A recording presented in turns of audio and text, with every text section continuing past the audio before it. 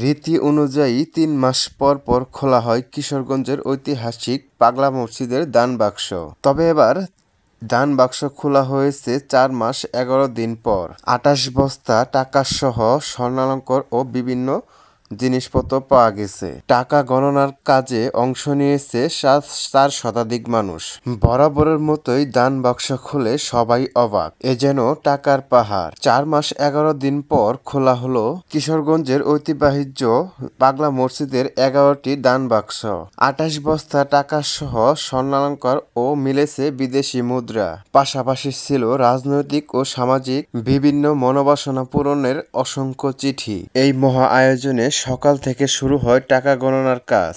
অংশগ্রহণ করেন মসজিদ মাদ্রাসার শিক্ষার্থী ও ছাত্ররা, ব্যাংকের কর্মকর্তা কর্মচারী সহ ৪ শতাধিক মানুষ।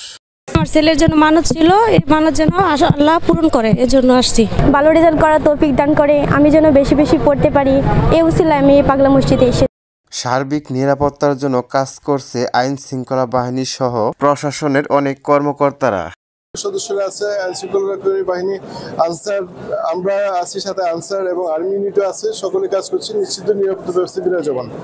কর্তৃপক্ষ বলছে বিপুল পরিমাণ এই অর্থ ব্যবহৃত হবে মসজিদের যাবতীয় ব্যয়সহ অন্যান্য কল্যাণ কাজে। জনস্রোতে আছে প্রায় ২৫০ বছর আগে এক সাধুবাসের বাস ছিল নওসন্ধ্যা নদের মধ্যবর্তী স্থানে। তার দেহাবসানের পরই পাগলা পীরের মসজিদ নামে পরিচিতি পায় এই স্থানটি।